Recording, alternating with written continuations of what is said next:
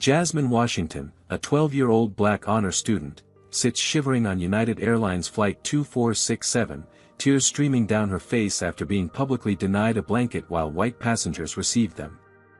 Flight attendant Tiffany Reynolds sneers, "These aren't for everyone," loud enough for nearby passengers to hear. Captain Kyle Bennett receives an urgent call from airline headquarters as they're preparing for landing. The caller identifies himself as Malcolm Washington, head of global operations for United Airlines, and Jasmine's father. Before we dive deeper into this shocking incident, let me know where you're watching from in the comments below. If you believe everyone deserves equal treatment regardless of their skin color, hit that like button right now. Subscribe to follow Jasmine's incredible journey from humiliation to justice. The next part of this story will show you how a brilliant young scientist's dream trip turned into a nightmare, and why her father's position makes this case unlike any other discrimination incident you've heard before. 2 weeks before the blanket incident, Jasmine Washington stood trembling with excitement on the stage of the National Youth Science Competition in Atlanta. The judges had just announced her climate research project as the grand prize winner among thousands of entries from across America. Her innovative approach to measuring carbon capture in urban green spaces had impressed the panel of renowned scientists. "Your work shows exceptional promise," Dr. Harlow, the lead judge, told her as she accepted the gleaming trophy.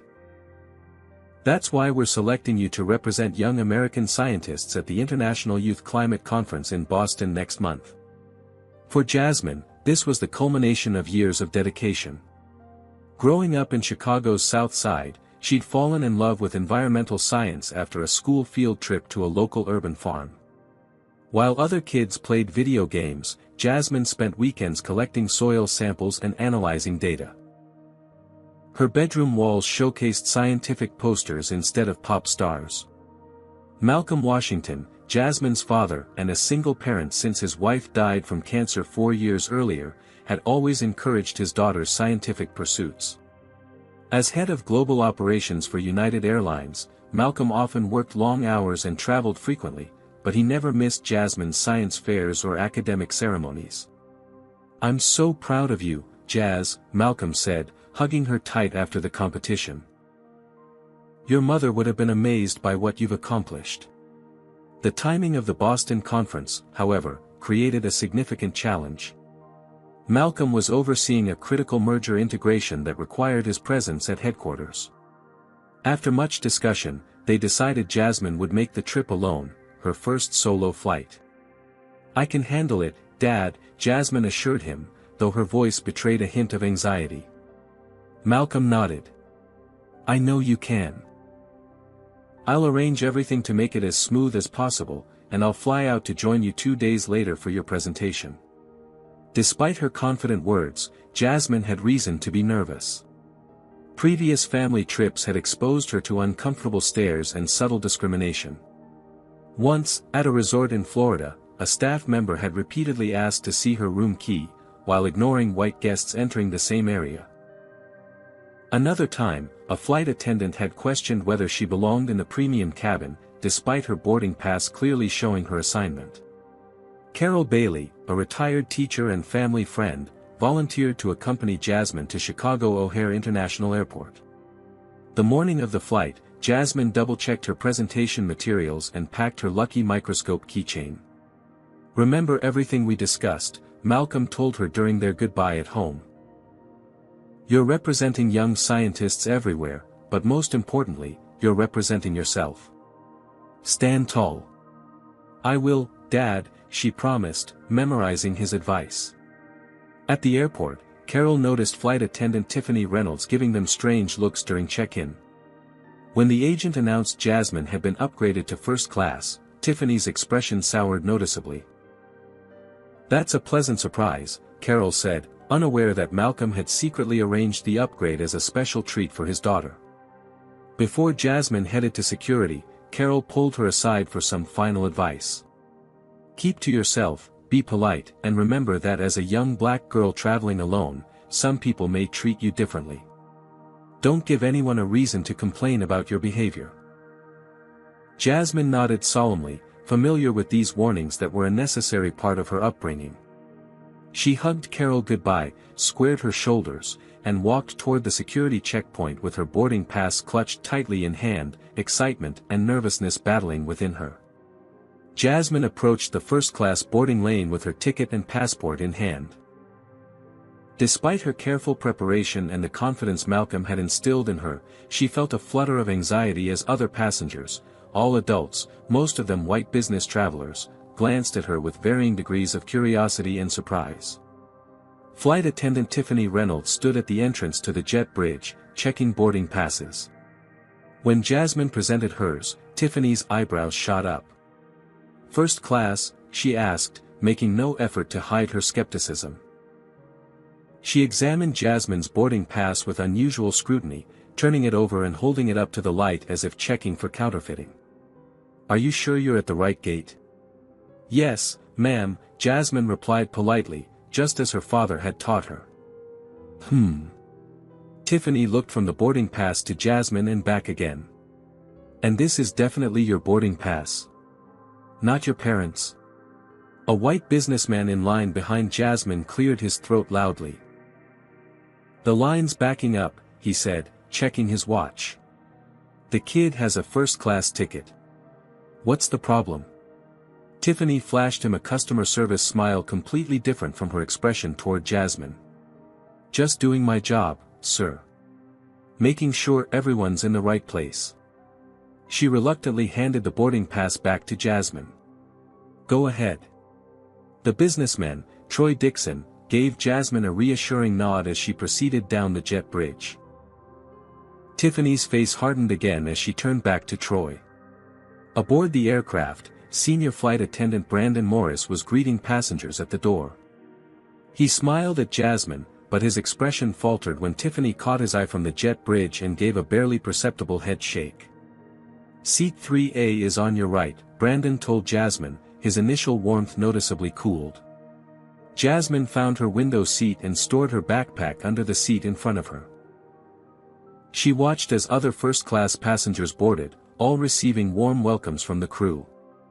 Several glanced at her with surprise, but most returned to their phones or magazines after the initial curiosity. Troy Dixon took the aisle seat next to her. "First time flying first class?" he asked kindly. "Yes, sir," Jasmine answered. "I'm going to a science conference in Boston." "Really? That sounds impressive." Their conversation was interrupted when Tiffany appeared beside their row.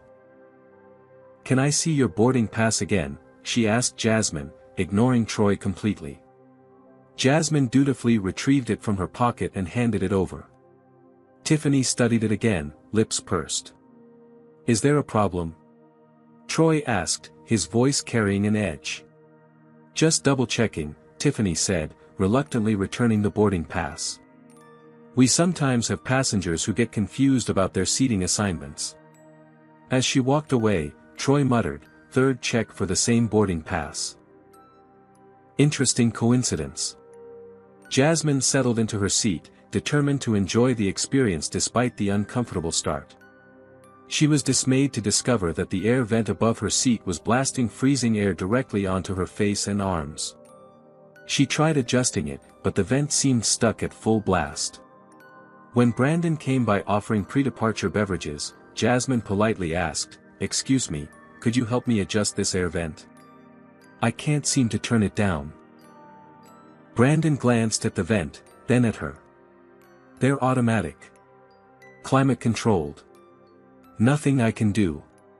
He moved on to the next row without offering any assistance. 15 minutes later, Jasmine noticed him helping an elderly white woman adjust the exact same type of vent in the row ahead. As the aircraft reached cruising altitude, the cabin temperature seemed unusually cold. Jasmine wasn't the only one noticing, several passengers were putting on jackets or sweaters. The difference was that most other travelers had come prepared for the notoriously chilly airplane cabins. Jasmine, on her first business trip, hadn't known to bring a sweater aboard. She tried burying herself in her conference preparation, reviewing her presentation notes and research data, but the cold made it difficult to concentrate. Goosebumps had formed on her arms, and she found herself hunching her shoulders against the constant stream of cold air. When Tiffany passed by their row, Troy spoke up. "Excuse me, could you adjust the temperature? It's freezing in here." "The temperature is standard," Tiffany replied dismissively. "Perhaps you should have brought appropriate clothing." Her eyes flicked briefly to Jasmine. Throughout the meal service, Jasmine noticed the stark difference in how Tiffany treated her versus other passengers. White travelers received warm smiles and attentive service, while Jasmine's requests were met with curt responses or complete ignorance. When she asked for a refill of water, Tiffany pretended not to hear, though she immediately responded to similar requests from passengers across the aisle. Brandon observed these interactions with visible discomfort but made no move to intervene. Once, he made eye contact with Jasmine as Tiffany walked away after ignoring another of her polite requests, but he quickly looked away, busying himself with paperwork at the galley. During a moment of turbulence when Tiffany was in the back of the cabin, Jasmine pulled out her phone and sent a quick text to her father, "Flight really cold. Forgot jacket. Otherwise okay." She downplayed the situation, not wanting to worry him or sound like she was complaining. Jasmine was used to handling difficult situations on her own, especially when her father was busy with work. Troy's expression grew increasingly stormy as he witnessed Jasmine's treatment. "This is ridiculous," he muttered after Tiffany bypassed Jasmine during a snack service. "I've flown this airline hundreds of times, and I've never seen service this poor, or this biased." Jasmine just shook her head slightly, not wanting to draw more attention or create conflict. She'd been raised to keep her head down and not make waves, especially in situations where, as her father often sadly explained, people had already made up their minds about her based solely on the color of her skin. As evening deepened into night, the Boston-bound flight continued its journey across the darkened landscape below. The cabin lights dimmed after the meal service was completed, signaling to passengers that it was time to rest. Many travelers reclined their seats and closed their eyes, preparing to catch some sleep before landing. The temperature in the cabin had not improved. If anything, it seemed to have dropped further as the night progressed. Jasmine sat huddled in her seat, arms wrapped tightly around herself in a futile attempt to generate warmth. The persistent cold air blowing directly on her made concentration impossible, and she'd given up trying to review her conference notes. Tiffany emerged from the galley pushing a cart loaded with blankets and pillows. The soft, blue United Airlines blankets were neatly folded in stacks, along with white pillows in plastic wrapping. First-class passengers perked up at the sight, eager for the additional comfort. Row by row, Tiffany distributed the bedding with a practiced smile, to everyone except Jasmine. She handed pillows and blankets to passengers in 1A, 1B, 2A, 2B, then deliberately skipped over 3A where Jasmine sat, moving directly to Troy in 3B, then continuing to rows 4 and beyond. Troy immediately noticed the omission. He watched as Tiffany gave the last visible blanket to the passenger seated directly behind Jasmine, then began to fold up her cart. Jasmine, who had been watching the distribution with growing hope, finally spoke up in a small, polite voice, "Excuse me, could I please have a blanket too? I'm really cold." The cabin fell momentarily quiet, as several nearby passengers looked up, apparently noticing for the first time that the young black girl had been skipped. Tiffany turned slowly, her customer service smile nowhere in evidence. In a voice loud enough to be heard several rows away, she stated coldly, "These aren't for everyone." The blunt declaration hung in the air. An older woman across the aisle gasped audibly. Jasmine's cheeks burned with humiliation as she shrank back into her seat, trying to become invisible. Troy Dixon was not so easily silenced. "What do you mean, not for everyone?" he demanded, unbuckling his seatbelt and standing up.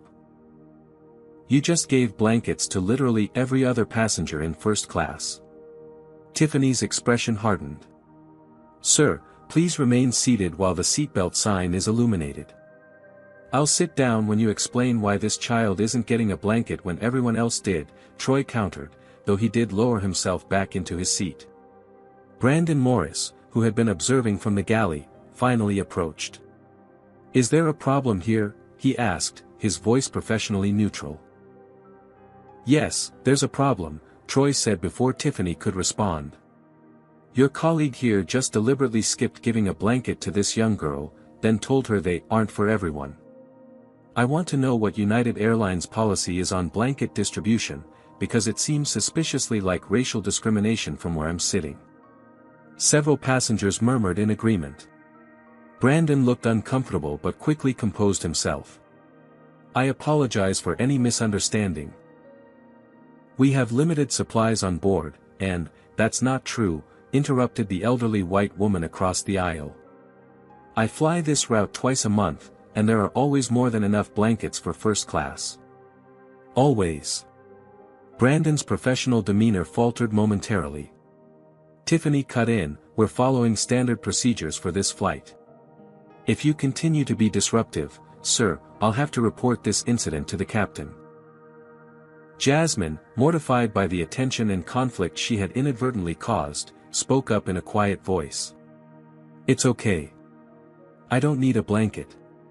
Please don't worry about it." The elderly woman, Edith Hamilton, wouldn't let it go. "This isn't right," she said firmly. She began to remove her own blanket. "Here, dear, we can share. I don't need the whole thing." Tiffany stepped forward quickly. "Ma'am, blankets are assigned to specific seat numbers for inventory purposes. Sharing isn't permitted under our current COVID protocols." This was clearly a fabrication, and several passengers exchanged knowing glances. No such policy had ever been mentioned on any United flight, before or after the pandemic. "That's ridiculous," Edith replied, but hesitated with the blanket half removed. Jasmine shook her head quickly. "Thank you, but please keep your blanket." "I'm fine, really." Troy, fuming silently, removed his sports jacket and handed it to Jasmine. "Here.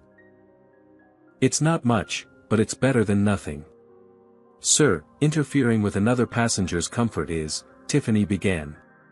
"Is what?" Troy challenged. "Against United Airlines policy? Is giving my own jacket to a freezing child something you're going to report me for?" "Please, go ahead.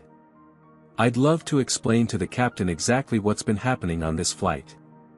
Tiffany's lips thinned to a tight line. "I'll be documenting your disruptive behavior," she said before turning on her heel and retreating to the galley, where she began a whispered conversation with Brandon. Jasmine accepted Troy's jacket with a whispered thank you, draping it across her shoulders. Despite the additional layer, she couldn't stop shivering, partly from cold, but now also from the stress and humiliation of the situation. She kept her head down, allowing her hair to fall forward and shield her face as tears welled up in her eyes. She had faced subtle discrimination before, but never something this blatant, this public. Never something that made her feel so unwelcome, so unwanted, so obviously different. In that moment, all her accomplishments, the science prize, the invitation to the prestigious conference, her years of hard work, seemed to shrink in comparison to the single, immutable fact of her skin color. A tear slipped down her cheek, then another, falling silently onto Troy's jacket as the night flight continued eastward through the darkness. Malcolm Washington sat alone in his expansive executive office on the 47th floor of United Airlines Global Headquarters in Chicago. The clock on his wall showed 11:42 p.m., but his day was far from over. Spread across his desk were documents related to the airline's merger with SkyWest, a strategic acquisition that would strengthen United's domestic network and provide critical feeder traffic to international routes. The merger had consumed Malcolm's attention for weeks, requiring late nights and early mornings. As head of global operations, his approval was needed on countless integration plans affecting everything from route structures to maintenance protocols. Tonight, an unexpected issue with pilot seniority list integration had kept him working hours past his intended departure time. His phone buzzed with an incoming text. Malcolm glanced at it, expecting another update from the legal team working on the merger. Instead, he saw Jasmine's name. The message had actually arrived 3 hours earlier, but in the crush of work demands, he hadn't noticed. Flight really cold. Forgot jacket. Otherwise okay. Malcolm frowned slightly. Jasmine wasn't one to complain about minor discomforts. For her to mention the temperature, it must be unusually cold. He checked the flight status on his computer and saw that United 2467 was currently over Pennsylvania, scheduled to land in Boston in approximately 2 hours. Concerned, Malcolm picked up his desk phone and dialed the airline's operations control center. "This is Malcolm Washington. Can you check the cabin temperature setting on United 2467 to Boston?" "Yes, sir," replied the operations controller. After a brief pause, "System shows cabin temperature is set at 68 degrees Fahrenheit, which is within normal parameters. What about the specific temperature reading in first class?" Another pause. "First class reading shows 65 degrees, which is slightly below target but still within acceptable range." Malcolm's frown deepened. If the cabin was 65 degrees, Jasmine shouldn't be uncomfortable enough to text about it, especially in first class where the temperature was typically kept slightly warmer than the main cabin. What about the blanket count for that flight? Do we have enough on board? The controller checked the manifest. Flight was loaded with 12 first-class blankets for 8 first-class seats, plus 120 economy blankets. More than sufficient for a full flight. Now Malcolm was genuinely puzzled. With plenty of blankets available, why would Jasmine be cold enough to mention it? A memory flashed through his mind, Jasmine at age 8, returning from a flight with her mother, talking about a flight attendant who had been extra nice to the other kids. It had taken gentle questioning to reveal that Jasmine had been the only child not offered a treat from the snack basket. Malcolm's parental instinct, honed by years as a single father, sensed something wasn't right. "I need to see what's happening on that aircraft," he said decisively. "Activate the cabin monitoring system for United 2467. "Sir." The controller sounded surprised. The cabin monitoring system, a network of security cameras installed throughout the aircraft, was typically only accessed during security incidents or hijacking situations. "You heard me," Malcolm said, his voice taking on the authoritative tone that had helped him rise through the corporate ranks. "This is a level 1 priority. Send the video feed directly to my office terminal." "Yes, sir." Authentication code required. Malcolm provided his executive override code, and moments later, his computer screen displayed multiple views of the cabin interior on United 2467. The lighting was dimmed for the overnight flight, but the high-definition cameras captured the scene clearly enough. Malcolm scanned the first-class cabin, quickly locating Jasmine in seat 3A. What he saw made his blood run cold. His daughter sat huddled against the window, a man's jacket draped around her shoulders, visibly shivering. Every other passenger in the first-class cabin was comfortably wrapped in the airline's blue blankets. The disparity was striking and unmistakable. As Malcolm watched, a flight attendant passed through the cabin, deliberately averting her eyes from Jasmine while cheerfully checking on the comfort of other passengers. The woman's name tag was clearly visible, Tiffany Reynolds.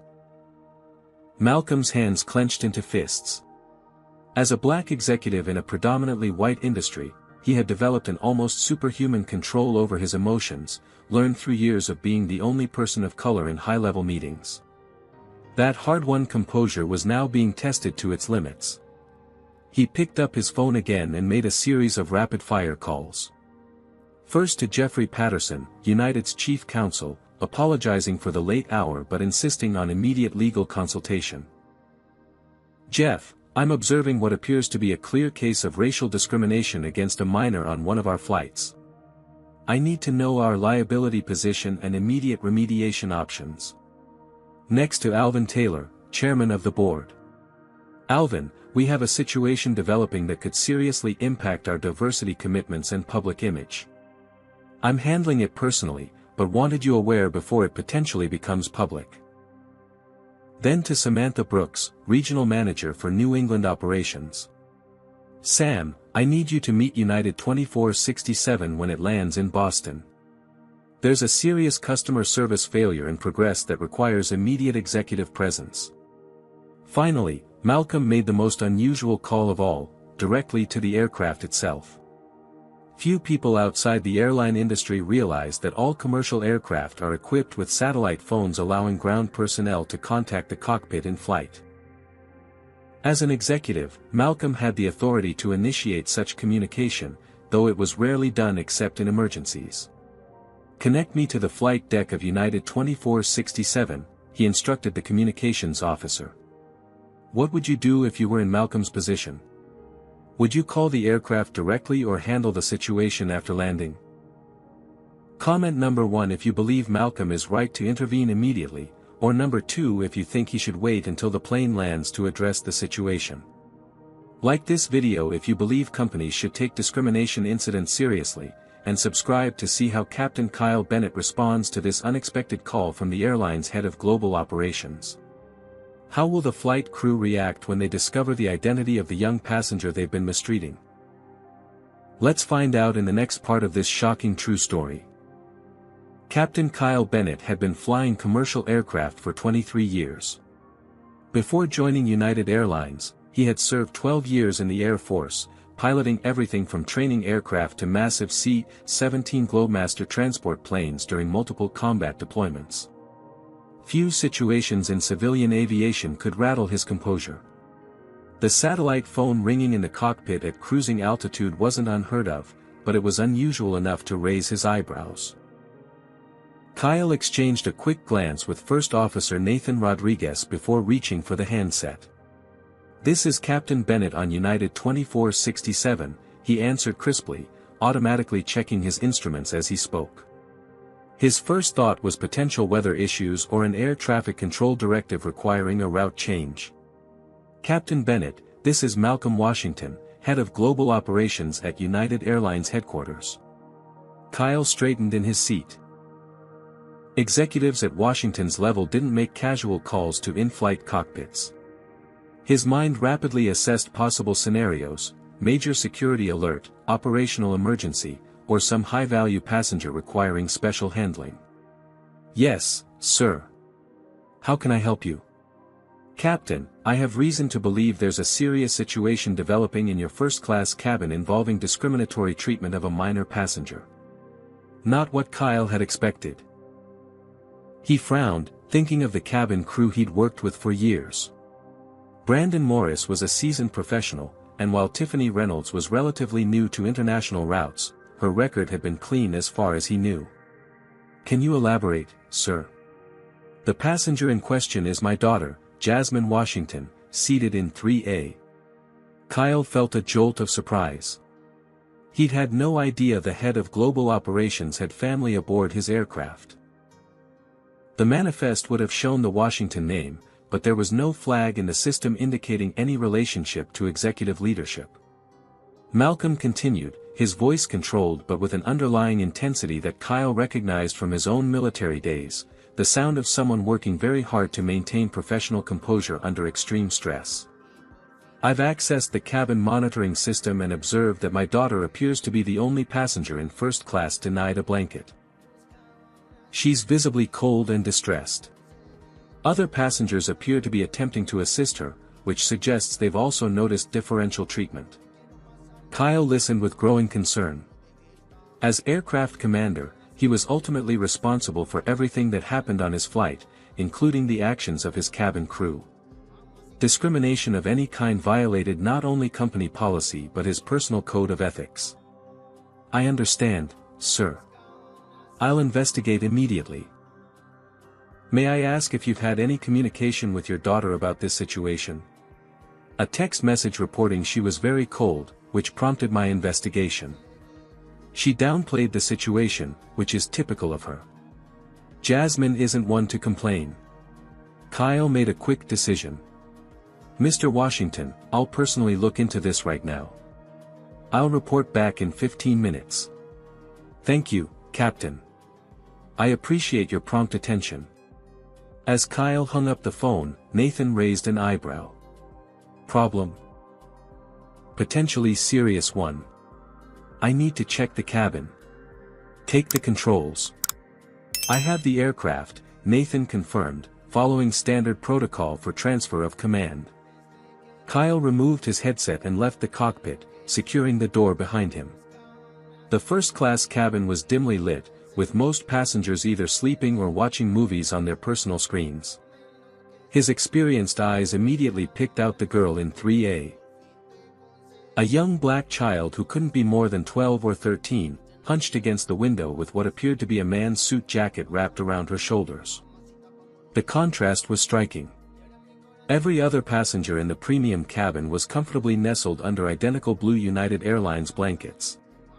Only this child lacked one. Kyle approached Brandon, who was organizing items in the forward galley. "A word, please." Brandon followed him to a more private corner. "What's up, Captain?" "The girl in 3A. Why doesn't she have a blanket when everyone else does?" Brandon's expression flickered with something, discomfort, perhaps guilt. "Tiffany handled the blanket distribution. She reported we ran short." Kyle had been flying long enough to recognize evasion when he heard it. "Is that so?" "Because according to our load manifest, this flight was stocked with 12 first-class blankets for 8 seats." Brandon's gaze dropped. I'm not sure what happened, then." "I think you do," Kyle said quietly. "And I think we both know what this looks like." Before Brandon could respond, Kyle moved through the cabin to where Tiffany was chatting with a male passenger in the last row of first class. Her smile vanished when she saw the captain. "Tiffany, I need to speak with you. Now." In the galley, Kyle didn't waste time. "Why does the passenger in 3A not have a blanket?" Tiffany's response came too quickly, too rehearsed. "We ran out." "It happens sometimes when the ground crew doesn't." "Stop," Kyle interrupted. "I've already checked our manifest. We have more than enough blankets on board." "Well, I looked everywhere and couldn't find enough," Tiffany insisted. "Maybe they were miscounted or..." Kyle moved to a storage compartment in the galley and opened it. Inside were at least 6 neatly folded blue blankets, still in their plastic wrapping. He turned back to Tiffany, whose face had drained of color. "Want to try again?" Tiffany's expression hardened. That child was disruptive during boarding and meal service. "I used my discretion to." "Your discretion does not extend to denying service based on a passenger's race, age, or any other characteristic," Kyle cut in, his military bearing evident in his rigid posture and clipped tones. "That child is not only a paying first-class passenger but happens to be the daughter of Malcolm Washington, our head of global operations." The blood drained from Tiffany's face. "What? How was I supposed to know that?" "You weren't. That's the point. You're supposed to treat every passenger with the same level of respect and service, regardless of who they are or what they look like." Kyle took a blanket from the compartment and a packet of hot chocolate from another drawer. "Heat this up," he instructed Brandon, handing him the beverage packet. "And bring it to 3A immediately, along with our most sincere apologies." To Tiffany, he said, "Stay in the galley until I return. We'll discuss this further after I've spoken with the passenger." Kyle approached Jasmine with the blanket, maintaining a friendly but professional demeanor to avoid drawing more attention to her. "I believe you requested this earlier," he said quietly, offering the blanket. "I apologize for the oversight." Jasmine looked up with surprise, quickly wiping away traces of tears. "Thank you," she whispered, accepting the blanket with hands that trembled slightly. Kyle crouched beside her seat to bring himself to her eye level, speaking softly to maintain her privacy. "I want to personally apologize for your experience on our flight today. It falls far short of how United Airlines expects our passengers to be treated, and I'm taking steps to address it immediately." Jasmine nodded, clearly uncomfortable with the attention but visibly relieved to finally have a blanket. "Brandon will bring you some hot chocolate in a moment. Is there anything else you need to be comfortable for the remainder of our flight?" "No, sir. This is fine. Thank you. You're very welcome. Kyle hesitated, then added gently, your father sends his regards. Jasmine's eyes widened in surprise, and Kyle gave her a reassuring smile before returning to the cockpit. Once back at the controls, Kyle called Malcolm Washington on the satellite phone. Mr. Washington, Captain Bennett here. I've investigated the situation and confirmed that your daughter was indeed inappropriately denied standard first-class service items. I've personally delivered a blanket to her and arranged for a hot beverage. More importantly, I've identified what appears to be a pattern of discriminatory behavior from one of our flight attendants. Thank you, Captain. What actions are you taking? Based on what I've observed and statements from crew members, I believe the appropriate course of action is to divert to the nearest suitable airport and remove the flight attendant in question from duty, pending a full investigation. There was a moment of silence before Malcolm responded. I appreciate your decisive action, Captain. I agree with your assessment. We'll divert to Cleveland Hopkins International. I'll coordinate with operations for a replacement crew member to minimize further delay to Boston. Understood. I'll have our ground team standing by in Cleveland. And Captain? Yes, sir. Thank you for doing the right thing. Kyle ended the call and briefed Nathan on the situation. Then he picked up the cabin announcement microphone, knowing the next few hours would be challenging for everyone aboard, but also knowing that leadership sometimes required difficult decisions. Ladies and gentlemen, this is Captain Bennett speaking. I regret to inform you that we will be making an unscheduled landing in Cleveland due to a crew issue. We expect to be on the ground for approximately 1 hour while we address this matter. I apologize for the inconvenience and will provide more information as it becomes available. As he set the new course for Cleveland, Kyle reflected on the core values that had guided his military and civilian career. Integrity, service, and respect for every individual regardless of rank or background. Today, those values required him to take a stand, even if it meant disrupting 200 passengers' travel plans. Some principles simply weren't negotiable. The mood in the cabin shifted perceptibly after Captain Bennett's announcement. Passengers who had been dozing jolted awake, checking their watches and exchanging concerned glances. Others removed headphones, suddenly alert to the unexpected development. The phrase, crew issue, sparked immediate speculation, with whispered theories spreading from row to row. In first class, Tiffany Reynolds stood rigidly by the galley, her face a mask of professional neutrality that barely concealed her growing anxiety.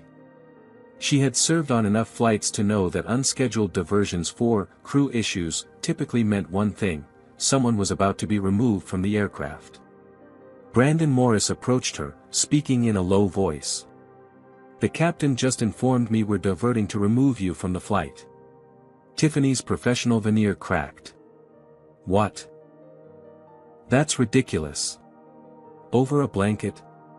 It's not about the blanket, Brandon hissed. It's about discriminating against a passenger, who turns out to be the daughter of Malcolm Washington. Who? Head of global operations for the entire airline, Brandon explained, disbelief coloring his voice at her ignorance of the executive leadership. Basically, the captain's boss's boss's boss. Tiffany's expression shifted from indignation to dawning horror as she processed the implications. How was I supposed to know who she was? That's exactly the point, Brandon replied, shaking his head. You shouldn't treat any passenger differently, regardless of who they are or who their parents might be. Across the aisle, Troy Dixon had overheard enough of the conversation to piece together what was happening. He leaned toward Jasmine, who sat wrapped in her blanket, sipping the hot chocolate Brandon had delivered earlier. Sounds like your dad might be someone important with the airline, he said quietly. Jasmine looked down at her cup, clearly uncomfortable. He works for United, she acknowledged softly. I didn't want to say anything. I didn't want special treatment. I just wanted to be treated like everyone else. The simple dignity in her statement struck Troy deeply. That's all anyone should expect, he agreed. Equal treatment shouldn't depend on who your parents are. Behind them, other passengers who had witnessed the blanket incident earlier were now connecting the dots. Edith Hamilton, the elderly woman who had offered to share her blanket, was busily writing in a small notebook, documenting everything she had observed with meticulous attention to detail. "Young lady," she called softly to Jasmine, "would you mind telling me your full name for my notes? I want to make sure I have everything correct." Before Jasmine could respond, Troy intervened. "Ma'am, I think she's been through enough tonight without becoming the center of more attention." Edith nodded understanding. "Of course. But I want her to know I'm documenting everything I witnessed. 30 years as a court stenographer taught me the importance of contemporaneous records." As the aircraft began its descent toward Cleveland, Tiffany made one last attempt to control the narrative. She approached the row where Jasmine sat. "I want to apologize if there was any misunderstanding about the blanket situation," she said, her voice honeyed with artificial sincerity. "We try our best to accommodate everyone, but sometimes inventory issues." "There was no inventory issue," Troy interrupted flatly. "I watched you deliberately skip this child while giving blankets to every other passenger." "Then you lied about it." Tiffany's expression hardened. "Sir, you're being disruptive. I'll need to inform the captain." "Please do," Troy replied. "I'm sure he'd be very interested in my perspective on what happened." Brandon appeared at Tiffany's elbow. "The captain wants you to return to the galley and prepare for landing," he said firmly, effectively ending the confrontation. At 2:14 a.m., United Airlines Flight 2467 touched down at Cleveland Hopkins International Airport. Despite the late hour, the terminal was unusually active near their arrival gate. Through the aircraft windows, passengers could see multiple airline representatives in professional attire, 2 police officers, and ground crew standing by. Captain Bennett's voice came over the PA system. "Ladies and gentlemen, we have arrived in Cleveland. Please remain seated with your seatbelts fastened until we've reached the gate and the seatbelt sign has been turned off. I apologize again for this unexpected stop and thank you for your patience." As the aircraft docked at the jet bridge, the cabin remained unusually quiet. Everyone seemed to sense the gravity of the situation unfolding. The seatbelt sign dinged off, but no one moved to stand. The forward cabin door opened, and the 2 police officers boarded first, followed by a woman in an impeccable United Airlines executive uniform. Captain Bennett emerged from the cockpit to meet them. "Captain Bennett?" one officer inquired. "Yes, that's me. We understand you have a situation requiring the removal of a crew member." Tiffany stepped forward, her professional demeanor completely abandoned. "This is discrimination," she declared loudly. "I'm being targeted because I enforced company policy against a disruptive passenger." Several first-class passengers immediately objected. "That's completely false," Troy said, standing up. "The only disruptive person was this flight attendant, who deliberately denied service to a child based on her race." "I can confirm that," added Edith, waving her notebook. "I've documented everything that occurred, with timestamps." Other passengers began recording the scene on their phones, despite United's policies discouraging in-flight photography. In the digital age, moments of public confrontation rarely remained private. The executive stepped forward. "I'm Samantha Brooks, Regional Director for United Airlines. I'd like to speak with Ms. Reynolds privately."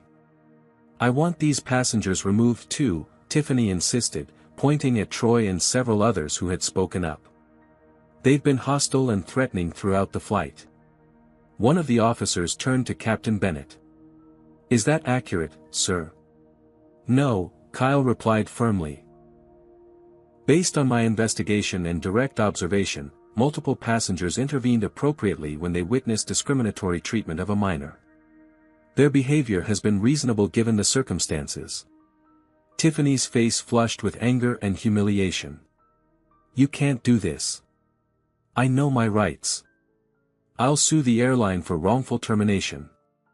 "Ms. Reynolds," Samantha said quietly, "this conversation would be better continued off the aircraft." The other passengers have been delayed enough. The officers flanked Tiffany, not touching her but clearly prepared to escort her if necessary. "Ma'am, please come with us," one said. For a moment, it seemed Tiffany might refuse, but then her shoulders slumped in defeat. She gathered her personal belongings and followed the officers off the aircraft, Samantha Brooks close behind. As they disappeared down the jet bridge, a collective exhale seemed to pass through the cabin. Brandon, looking visibly relieved yet professionally composed, approached the PA system. "Ladies and gentlemen, on behalf of the entire United Airlines team, I want to sincerely apologize for tonight's disruption and for the inappropriate service some of you may have witnessed.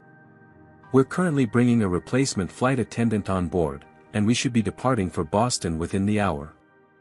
Thank you for your patience and understanding." During the delay, Brandon moved through the cabin, personally checking on passengers and offering refreshments. When he reached Jasmine's row, he crouched beside her seat. "Miss Washington, I want to personally apologize for not intervening earlier when I saw how you were being treated," he said quietly. "I failed in my duty as lead flight attendant, and there's no excuse for that. I hope you can forgive me." Jasmine nodded, still uncomfortable with the attention but appreciating his sincerity. "It's okay," she said softly.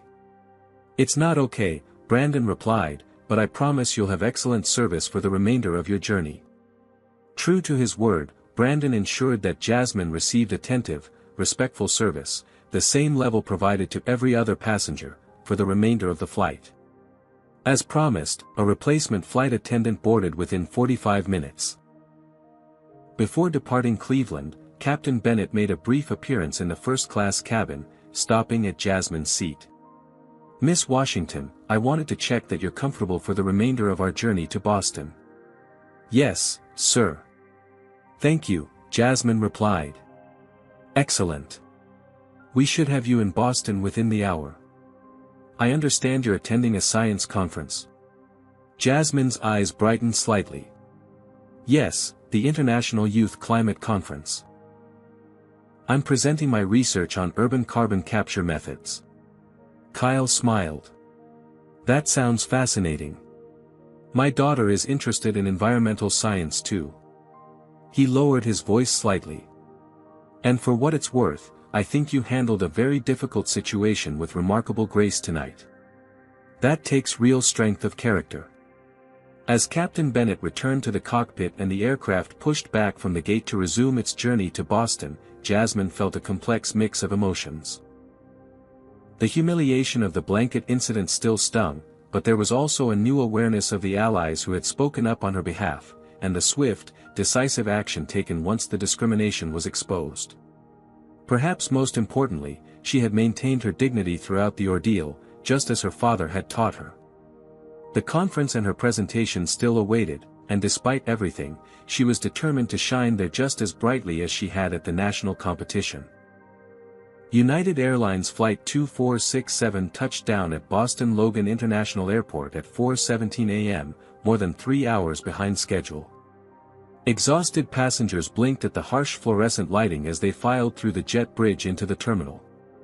Most were focused on collecting their luggage and finding transportation to their hotels for what remained of the night. Jasmine Washington stepped into the terminal expecting to see a driver holding a sign with her name. The car service her father had arranged. Instead, she was met with an unexpected sight, a cluster of news crews with cameras and microphones, and at their center, Malcolm Washington himself. "Dad?" Jasmine called out in surprise. Malcolm turned at the sound of her voice, his normally composed executive demeanor giving way to the relief of a worried father. He strode toward her, arms outstretched, and enveloped her in a tight embrace. "Jazz," he murmured into her hair. "I'm so sorry about what happened." "You didn't have to come early," she said, though she clung to him with equal intensity. "Yes, I did." Malcolm pulled back slightly to look at her face. "Are you okay?"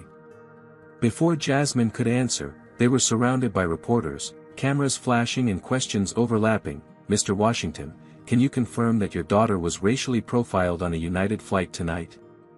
Is it true a flight attendant was removed mid-flight for discrimination? Jasmine, how do you feel about what happened? Malcolm raised a hand, his executive authority instantly commanding silence. My daughter has had a long, difficult night and needs rest before her conference presentation tomorrow. I'll make a brief statement, but then we're leaving, and I expect you to respect our privacy. The reporters fell silent, cameras still rolling. Tonight, my daughter experienced discrimination while traveling as an unaccompanied minor on our airline, Malcolm began, his voice measured but resonant with controlled emotion. What happened reflects a systemic issue that extends far beyond a single flight attendant or a single incident. It reveals how implicit bias can manifest in everyday interactions, causing harm to innocent people. In this case, a child traveling alone to represent young American scientists at an international conference. He continued, I'm speaking not just as an airline executive but as a father. The fact that my position gave me the ability to intervene is a privilege that most parents of color don't have when their children face similar treatment. That reality requires serious reflection and action from all of us in positions of authority. Malcolm put his arm around Jasmine's shoulders. United Airlines has begun a full investigation, and I've recused myself from direct involvement to avoid any conflict of interest. That's all I'll say for now. Thank you. As Malcolm guided Jasmine toward the exit, ignoring further questions from reporters, Troy Dixon approached them. Mr. Washington. I was seated next to Jasmine on the flight. I just wanted to say she handled herself with incredible poise tonight. You should be very proud. Thank you, Malcolm replied, shaking Troy's hand. And thank you for looking out for her. No thanks needed. It was the right thing to do. Troy handed Malcolm a business card. I'm the education director at the Dixon Foundation. If there's ever anything we can do to support Jasmine's scientific pursuits, please let me know. By the time Malcolm and Jasmine reached their hotel, video clips from the Cleveland confrontation were already circulating on social media. Passengers had recorded Tiffany's removal from the aircraft and her accusations against disruptive passengers, along with the contradicting statements from other travelers. One passenger had even captured Brandon's public apology to Jasmine, though her face was thankfully not clearly visible in the footage. The hashtag blankets are for everyone began trending nationally by sunrise, becoming a rallying cry against everyday discrimination. Social media users shared their own experiences of differential treatment in commercial settings, particularly during travel. Within hours, the story had expanded far beyond a single incident on one flight, sparking a broader conversation about race, privilege, and accountability in customer service environments. As dawn broke over Boston, United Airlines stock price dipped 3% in pre-market trading as investors anticipated public relations damage. The corporate communications team convened an emergency meeting to craft a response that would address the incident without creating additional liability. The initial statement, released at 8 a.m. Eastern Time, acknowledged a serious service failure and promised appropriate action, but many viewed it as insufficient given the circumstances. Meanwhile, Jasmine tried to focus on finalizing her conference presentation. Seated at the desk in her hotel room, she reviewed her slides while Malcolm handled a steady stream of calls, carefully screening media requests and messages of support that were pouring in. "Dad?" she asked during a brief lull. "Is this going to hurt your job?" Malcolm set down his phone and turned to his daughter. "Don't worry about my job, Jazz. I'm more concerned about how this is affecting you." "I'm okay," she said, though her voice lacked conviction. "But all these cameras and reporters, what if they show up at the conference? I just want to present my research like everyone else." Malcolm nodded understanding. "I've already spoken with the conference organizers. They're increasing security and have a plan to shield student presenters from any media disruption." He hesitated, then added, "But I want you to know that you have choices here. If you'd prefer to skip the conference and go home, that's completely fine." Jasmine considered this for a long moment, then straightened her shoulders. "No. I earned my place there. I'm going to present my research. Malcolm smiled, pride evident in his expression. That's my girl. By mid-morning, the story had expanded to national news networks. Edith Hamilton, the elderly passenger who had offered to share her blanket, appeared on a morning show, identified now as a retired civil rights attorney with the ACLU. What struck me most, she told the interviewer, was how this child maintained her dignity throughout an experience that would have left many adults in tears. She wasn't asking for special treatment, quite the opposite. She just wanted the same basic courtesy extended to every other passenger. Troy Dixon also received media attention when journalists discovered his position with the Dixon Foundation, a major education philanthropy focused on expanding STEM opportunities for underrepresented students. This incident is a perfect example of why our work is so critical, he explained during a phone interview. Here we have a brilliant young scientist who should have been focusing on her groundbreaking climate research. Instead, she was forced to endure humiliation because of assumptions made based on her appearance. How many potential scientists, doctors, and engineers have we lost because they received the message that they don't belong in these spaces? At United Airlines headquarters, CEO Jonathan Porter called an emergency board meeting. The company's chief diversity officer presented a sobering assessment. This incident wasn't isolated, but rather reflected patterns in customer complaints that had been overlooked or minimized for years. Our internal data shows that complaints about differential treatment are 3 times more likely to come from passengers of color, she explained. But our response protocols haven't adequately addressed this disparity. Malcolm Washington joined the meeting virtually, carefully balancing his dual roles. As an executive, I understand the institutional challenges. As a father, I experienced firsthand the limitations of our current approach. When I tried to file a formal complaint through our standard customer channels, testing the system as an ordinary passenger would, I encountered the same obstacles many others have reported: excessive wait times, requests for documentation that would be difficult for most passengers to provide, and a focus on compensation rather than substantive change. The board discussion shifted from damage control to structural reform. Jonathan Porter, who had initially viewed the incident primarily as a PR crisis, began to recognize it as something far more significant, an opportunity to address long-standing issues that affected not just passenger experience but employee culture as well. Malcolm, he said finally, I know you've recused yourself from the investigation of this specific incident. But would you be willing to lead a task force on systemic reform of our customer service protocols, with a specific focus on ensuring equitable treatment for all passengers? Malcolm agreed, with one condition: any task force must include frontline employees from diverse backgrounds. They're the ones who see these issues most clearly and will have the most practical insights on creating meaningful change. As the day progressed, the media narrative continued to evolve. Captain Kyle Bennett and First Officer Nathan Rodriguez, along with several other United pilots, announced the formation of an advocacy group within the airline to push for improved training and accountability measures. As pilots, we're ultimately responsible for everything that happens on our aircraft, Kyle explained in a statement. That includes ensuring that every passenger is treated with dignity and respect. What happened on that flight reflects a failure not just of individual judgment but of institutional support systems that should have prevented it. By evening, Jasmine had completed her final presentation preparations and was trying to get some rest before her big day. Malcolm sat in the hotel suite's living area, scrolling through his phone, when a news alert caught his attention.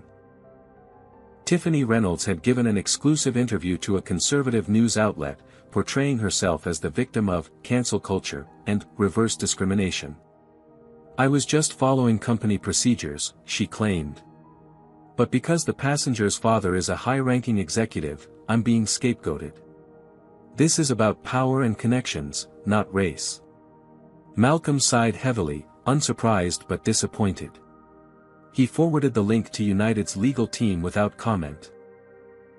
As he did so, another message arrived, this one from Brandon Morris, the lead flight attendant who had initially failed to intervene but later apologized. Mr. Washington, The message read, "I've submitted a formal statement documenting previous incidents I witnessed involving Ms. Reynolds' treatment of minority passengers. I should have reported these earlier and accept full responsibility for my inaction. I'm requesting to meet with the diversity training team to share my experience as an example of how bystander silence enables discrimination. Your daughter showed more courage than many adults, myself included. I'll never forget that lesson." Malcolm stared at the message for a long moment, recognizing it as something more valuable than any PR statement, a genuine acknowledgement of responsibility and commitment to change. Perhaps, he thought, some good might come from this difficult experience after all. The morning of the International Youth Climate Conference dawned bright and clear in Boston. Jasmine Washington sat at the hotel room desk, making final adjustments to her presentation while occasionally glancing nervously at the window. 3 stories below, a small group of reporters lingered outside the hotel entrance, hoping for a glimpse of the young scientist who had unwittingly become the center of a national conversation about race and privilege. A knock at the door interrupted her concentration. Malcolm, already dressed in a perfectly tailored suit, went to answer it. "Ms. Hamilton," he said with surprise. "Please, come in." Edith Hamilton, the elderly woman from the flight, entered the suite. In the daylight, her distinguished appearance was more evident, silver hair styled in an elegant bob, wire-rimmed glasses, and a bearing that suggested decades of commanding courtroom attention.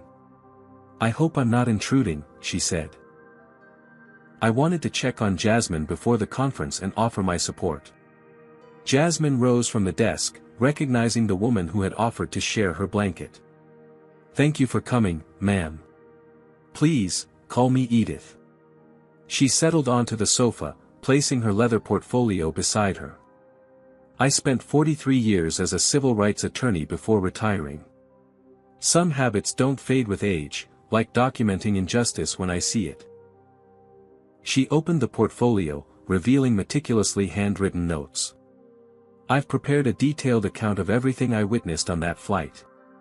My testimony has been admitted as evidence in numerous discrimination cases over the decades. If you decide to pursue legal action, I would be honored to serve as a witness." Malcolm and Jasmine exchanged glances. "We haven't decided how to proceed," Malcolm explained. "Right now, our priority is getting through today's conference with minimal disruption." Edith nodded understanding. "Of course. But my offer stands indefinitely." She turned to Jasmine. "More importantly, I wanted you to know that what happened wasn't your fault, and it wasn't an isolated incident. It's part of a pattern that many of us have been fighting to change for generations." "I know," Jasmine said quietly. "Dad has talked to me about these things since I was little." "Then you're fortunate to have such a father," Edith replied. "When I began practicing law in 1965, many parents couldn't even explain to their children why they were being treated differently. The legal framework simply didn't recognize many forms of discrimination." She smiled slightly. "We've made progress, but as your experience shows, we still have a long way to go." Another knock interrupted their conversation. This time, it was Troy Dixon, looking remarkably fresh despite the previous night's ordeal. "I hope I'm not overstepping," he said after introductions, "but I wanted to offer some practical support for today." He explained that the Dixon Foundation had arranged for several staff members to attend the conference, prepared to run interference if media attention became overwhelming. "We'll coordinate with conference security to ensure you can focus on your presentation without disruption," he assured Jasmine. "Our foundation supports young scientists from underrepresented backgrounds, and we're not about to let this situation derail your moment." As they discussed logistics for the day, Malcolm's phone buzzed repeatedly with notifications. The story continued to evolve rapidly. United Airlines employees across the country were coming forward with accounts of discrimination they had witnessed or experienced themselves. Some described reporting incidents through proper channels only to see them downplayed or dismissed. Others admitted remaining silent out of fear for their jobs or concern about being labeled difficult. Meanwhile, Captain Kyle Bennett and a growing coalition of pilots had released a statement calling for comprehensive reform of training and accountability measures throughout the airline industry. The authority structure of commercial aviation creates unique responsibilities, their statement read. When we close the aircraft door, we become the final arbiters of safety and dignity for everyone on board. Our training must reflect that responsibility, particularly when it comes to recognizing and preventing discriminatory treatment. Other airlines, sensing both a moral imperative and a competitive opportunity, began announcing reviews of their own customer service protocols. Delta unveiled an enhanced training program focused on unconscious bias. American Airlines accelerated the implementation of its previously planned diversity initiatives. Smaller carriers followed suit, eager to position themselves as industry leaders in equitable treatment. By mid-morning, the story had reached Capitol Hill. Several members of the Congressional Black Caucus called for hearings on discrimination in commercial aviation. The Department of Transportation announced it would review complaints data across all major carriers to identify patterns of bias in customer service incidents. The most surprising development came from the Airline Industry Association, typically resistant to increased regulation or scrutiny.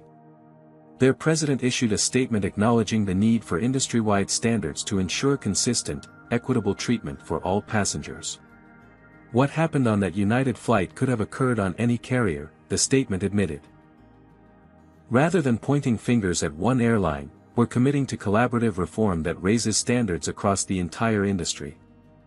As Malcolm scrolled through these developments, a new notification appeared. A video interview with Tiffany Reynolds had gone viral overnight.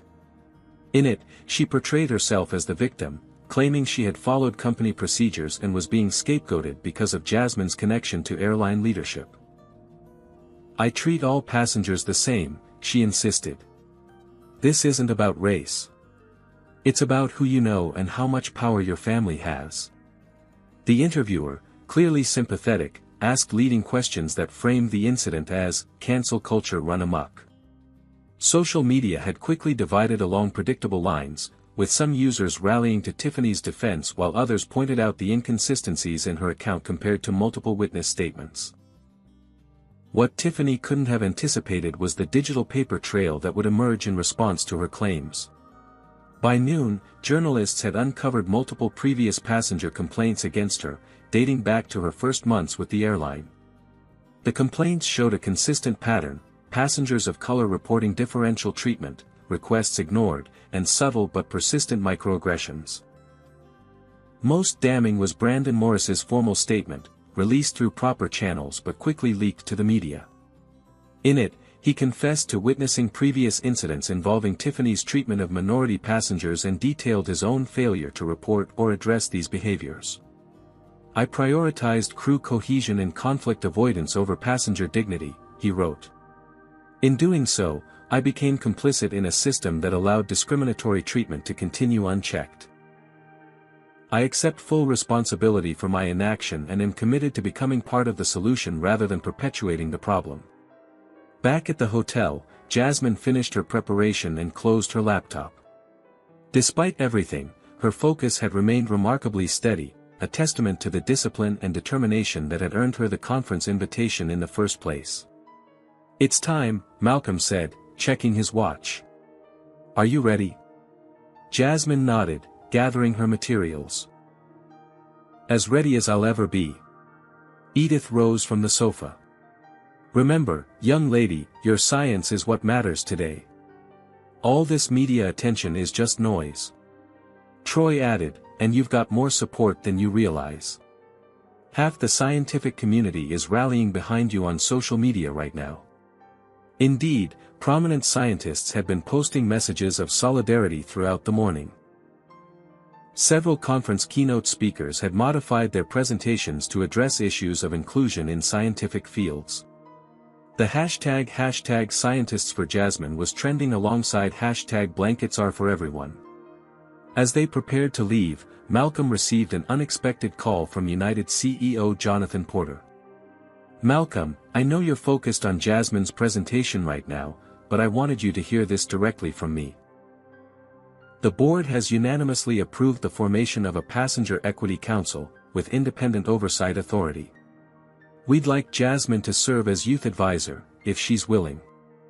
Malcolm looked at his daughter, mouthing, later, as he thanked Porter for the update.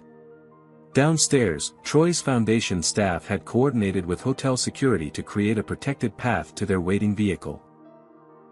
As Jasmine emerged from the elevator, flanked by her father, Edith, and Troy, a small group of hotel employees, many of them people of color, formed an impromptu honor guard in the lobby. One housekeeper stepped forward, briefly taking Jasmine's hand. "You stand tall today, young sister," she said quietly. "We're all behind you." Jasmine blinked back unexpected tears, overwhelmed by the show of support. As their car pulled away from the hotel, she noticed a group of young black girls holding a handmade sign, "Future Scientists Supporting Jasmine." In that moment, Jasmine realized her presentation had taken on significance far beyond her original research. She was no longer just representing young American scientists, she had become a symbol of resilience and dignity in the face of discrimination. It was a heavy responsibility for a 12-year-old, but looking at those girls with their hopeful signs, she understood why it mattered. The convention center came into view, its glass facade gleaming in the morning sun. Jasmine took a deep breath, centering herself for what lay ahead. Whatever happened inside those doors, she would face it with the same quiet strength that had carried her through the flight. Not just for herself, but for everyone who had ever been made to feel they didn't belong. The Boston Convention and Exhibition Center buzzed with activity as attendees from around the world gathered for the International Youth Climate Conference. Security had been noticeably enhanced, additional personnel stationed at entrances, credentials checked more rigorously, media cordoned to specific areas. The organizers had clearly prepared for the increased attention surrounding Jasmine Washington's presentation. Inside the main presentation hall, Jasmine waited backstage, reviewing her notes one final time. The magnitude of the moment wasn't lost on her. Beyond presenting her research, she had become an unwitting symbol in a national conversation about race, privilege, and belonging. Her hands trembled slightly as she scrolled through her slides. 5 minutes, Miss Washington, a conference coordinator informed her. Jasmine nodded, then glanced at her father, who stood nearby with Troy Dixon and Edith Hamilton. Malcolm gave her an encouraging smile. "You've got this, Jazz." When her name was announced, Jasmine walked onto the stage with measured steps, her chin lifted slightly, the posture of dignified confidence Malcolm had taught her since childhood. The audience, larger than anticipated, greeted her with thunderous applause that continued far longer than for previous presenters. Some rose to their feet in a spontaneous standing ovation before she had spoken a single word. Jasmine waited for the applause to subside, then addressed the audience with remarkable poise for a 12-year-old. "Thank you for that warm welcome," she began, her voice steady despite her nerves. "I'm here today to present my research on carbon capture optimization in urban green spaces. But before I begin, I want to acknowledge something." She paused, gathering her thoughts. "Many of you are here because you've heard about what happened on my flight to Boston. While I appreciate your support, I want to shift our focus to what really matters, the climate science that brought us all together today." With that clear redirection, Jasmine launched into her presentation. Her research was genuinely groundbreaking. A novel approach to measuring and enhancing carbon sequestration in city parks and green roofs that could significantly increase urban environments' contribution to climate change mitigation. As she explained her methodology and findings, her initial nervousness gave way to the confident expertise of someone deeply passionate about their work. From the front row, Malcolm watched with immense pride. Despite everything she had endured, Jasmine's scientific brilliance shone through undiminished. Beside him, Troy nodded appreciatively at particularly innovative aspects of her research, while Edith beamed like a proud grandmother. When Jasmine concluded her presentation, the audience rose as one in a standing ovation that echoed throughout the hall. Questions from fellow scientists and climate experts followed, all focused respectfully on her research rather than the incident that had brought media attention. As the session ended and Jasmine left the stage, United Airlines CEO Jonathan Porter approached Malcolm. He had flown in specifically for the presentation. "Your daughter is remarkable," he said, genuine admiration in his voice. "Her composure under these circumstances speaks volumes about her character, and your parenting." "Thank you," Malcolm replied. "But this isn't just about Jasmine. It's about addressing the conditions that made her experience possible in the first place." Porter nodded soberly. "Agreed. That's why I wanted to make this announcement in person." He handed Malcolm a press release scheduled for distribution that afternoon. "We're establishing the Passenger Equity Initiative with independent oversight and real enforcement authority.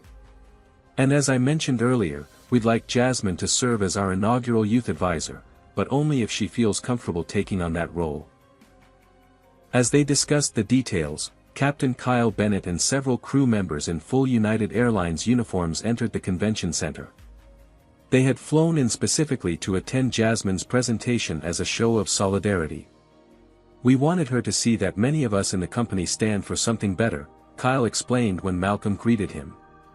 "And we're serious about systemic change." He described the pilot advocacy group that had formed in response to the incident, now with members from multiple airlines committed to ensuring equitable treatment in the skies. Later that afternoon, as attendees mingled during a conference reception, Edith Hamilton approached Jasmine with an unexpected announcement. "I've decided to establish the Hamilton Foundation for Youth Scientific Advancement," she revealed. "My late husband left me quite comfortable, and I've been looking for a meaningful way to direct those resources. Your courage and brilliance have inspired me to focus on supporting young scientists from underrepresented backgrounds." Jasmine was momentarily speechless. "Ms. Hamilton, that's amazing." "Edith, please," the older woman corrected gently. "And it's the least I can do. I spent decades fighting discrimination in courtrooms, but I've come to believe that supporting bright young minds like yours may ultimately do more to change entrenched systems." Not to be outdone, Troy Dixon announced that his foundation would establish the Jasmine Washington Scholarship Fund, providing financial support and mentorship for young climate scientists from minority communities. "We've already secured initial funding for 10 full scholarships," he told Jasmine and Malcolm. "Your experience highlighted exactly why this work matters. We lose too many brilliant minds when barriers of bias make them feel they don't belong in these spaces." The conference concluded with an unexpected industry announcement. Major airlines had collectively agreed to adopt what was being called the Jasmine Standard for equity in customer service training and accountability. The initiative included standardized monitoring of service distribution patterns, transparent reporting of discrimination complaints, and whistleblower protections for employees who report bias incidents. Meanwhile, the consequences for Tiffany Reynolds continued to unfold. United Airlines had completed its investigation, revealing a pattern of complaints that had been inadequately addressed by previous supervisors. Her dismissal was formalized, accompanied by a company-wide message reaffirming zero tolerance for discriminatory behavior. More surprising was Brandon Morris's journey. Rather than being terminated for his initial failure to intervene, he had requested reassignment to the company's newly expanded diversity training program, where he would share his experience as a cautionary tale about bystander responsibility. "I can't change what I failed to do on that flight," he explained in a statement, "but I can help ensure other crew members make better choices when they witness similar situations." As Jasmine's time in Boston drew to a close, her research received unexpected additional recognition. The conference organizing committee awarded her project supplemental funding to expand her carbon capture study to multiple cities. Several environmental organizations expressed interest in implementing her methodology in urban planning initiatives worldwide. The night before their departure, Malcolm and Jasmine shared a quiet moment in their hotel suite, away from the constant attention of the past few days. "I'm so proud of you, Jazz," Malcolm said softly. "Not just for your brilliant research, but for how you've handled everything else. You've shown extraordinary grace under pressure." "I learned it from you," Jasmine replied. "All those talks we had about navigating spaces where people might treat me differently. I never expected to need those lessons quite so dramatically." Malcolm smiled sadly. I wish you hadn't needed them at all. That's the world I'm still working toward.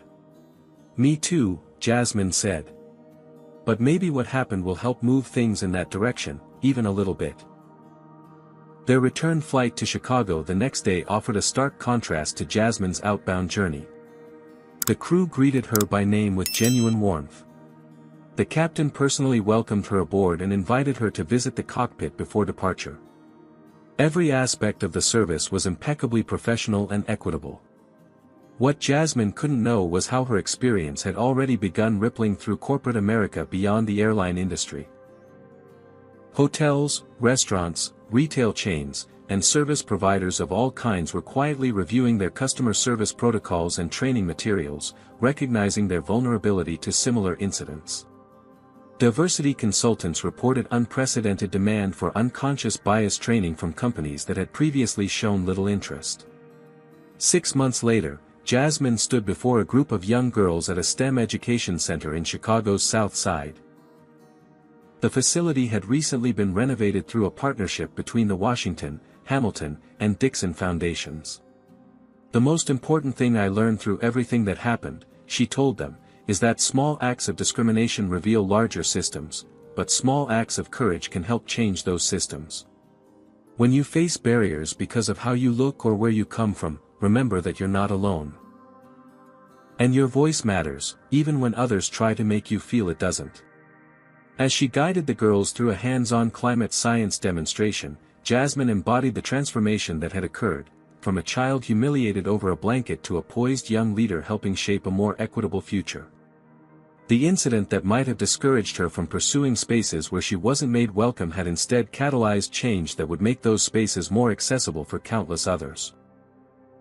The following week, Jasmine boarded another flight for a climate science competition in Seattle. As she settled into her seat, the captain personally greeted her, ensuring her comfort. The flight attendant offered her a blanket with a respectful smile, not because she was Malcolm Washington's daughter or a symbol of industry change, but because she was a passenger deserving the same dignity as everyone else. That simple moment of normal, equitable treatment perhaps represented the most meaningful victory of all. Jasmine's story teaches us that discrimination often hides in small, everyday actions that many might dismiss as insignificant. A denied blanket represented something much larger, systemic bias that permeates our society. When organizations fail to address these minor incidents, they enable a culture where discrimination thrives. The power of speaking up cannot be overstated. Troy and Edith demonstrated that bystanders have tremendous influence when they refuse to remain silent. Their actions remind us that confronting injustice isn't just the responsibility of those experiencing it. Malcolm's position gave him unique leverage, but he used it to create systemic change benefiting everyone. True leadership means transforming personal pain into collective progress. Captain Kyle showed that authority figures have a special responsibility to set ethical standards and take decisive action when those standards are violated. Perhaps most importantly, Jasmine's dignity and resilience remind us that our value isn't determined by how others treat us. By continuing to shine despite humiliation, she transformed a painful experience into a catalyst for change that would help countless others. What would you have done if you were in Jasmine's position? Have you ever witnessed discrimination and spoken up, or remained silent? Comment below with your thoughts and experiences. If this story moved you, please hit that like button to help spread awareness about the importance of standing against discrimination in all forms. Subscribe for more powerful true stories about ordinary people creating extraordinary change. And don't forget to share this video with someone who might need a reminder that their voice matters. Thank you for watching, and remember, sometimes the smallest acts of courage create the biggest waves of change.